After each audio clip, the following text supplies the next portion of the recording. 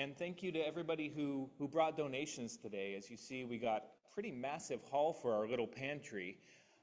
But I would note that our little pantry is open year-round, and it empties out just about as fast as we can fill it. The need in this community is significant. So if in future weeks and months, you can bring donations any Sunday. We have a basket downstairs to collect them, send them up with the kids at Time for All Ages, or just go put it right in the pantry. I mean, it's as easy as that. So thank you for your generosity, but just know that as big as that pile was, it won't get us through a full year. So thank you again. So why stone soup? I mean, the world is full of fairy tales and morality fables. Why don't we do services on The Boy Who Cried Wolf, or Chicken Little, or Goldilocks? I mean, we definitely could, and for all I know, will, but I think there are several reasons why this particular story resonates in UU communities and why we bring it back every few years as a reminder. So first off, this story is a direct refutation of the individualism and the greed that currently define American society. In fact, it vividly illustrates the deprivation and the poverty that these values invariably lead to.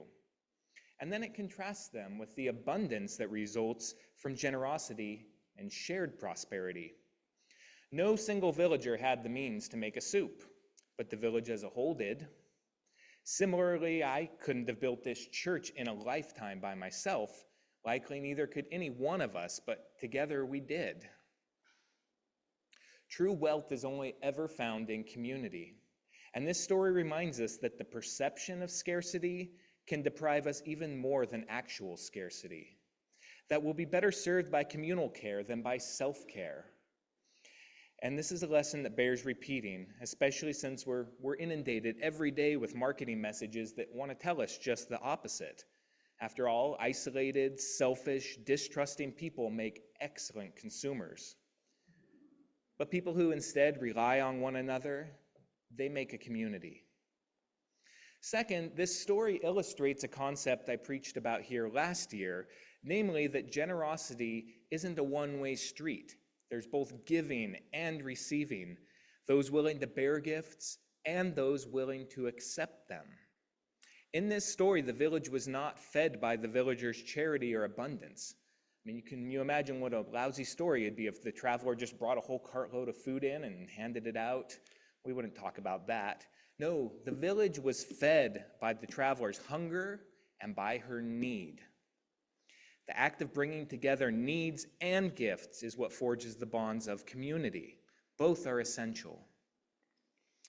Third, if there's any doubt that this is a fundamentally UU story, just check out the tapestries on the walls all around us. Generosity obviously permeates the whole story, but transformation, that is also illustrated in the way the community changes as a result of practicing generosity. Interdependence is demonstrated by the way the ingredients, mostly inedible on their own, or in our case, inedible and stop, combine to create something life-giving and nurturing. So too, the individual poverty of the villagers, it disguised a collective abundance just waiting beneath the surface. That too is how interdependence works. See, pluralism, well, that's found in the ingredients themselves. I mean, if every villager had brought the exact same ingredients, it wouldn't have been much of a soup. Equity, over there, is found in everyone giving what they have and everyone receiving what they need. Justice, that's feeding the hungry and giving shelter to the unhoused. And love is at the center, of course. Where life is nurtured, there is love. Where trust overcomes fear, there is love. And where a warm meal is shared with friends, there too is love. The overriding message behind all of this is the idea of collective abundance. Collective abundance. Even while we may feel individually lacking and deprived, when we come together, we can discover opportunities and resources that otherwise simply wouldn't exist. I know Elizabeth always likes to throw in a little science into the homilies, so I'm going to give it a shot. Is everyone familiar with the concept of emergent properties? So this is a scientific concept, And it refers to the properties of complex systems that you could never predict, even if you had perfect knowledge of the individual pieces that go into the system. So for example, even if you had complete and total knowledge of the water molecule, you could never predict snowstorms and tidal waves. Another example is found in termites. So they have this fun experiment. If you take 3 or 4 termites and put them in a jar with some dirt and pebbles and stuff, they'll wander around pretty much randomly, pick up a stone, move it here, nothing happens. But when you achieve a critical mass of around a dozen, all of a sudden they'll spontaneously start to form arches, and walls, and tunnels, and given enough time, a full termite's nest with all the complexity of that. Again, even if you knew everything there was to know about a termite, you could never predict what happens in a community of them. So emergent properties are that something more, that synergy, if you will, that comes from collaborative functioning, the whole being more than the sum of the parts. Stone soup is the story of an emergent property, namely that when we combine our unique and diverse gifts, we create something that's literally more than the components that went into it.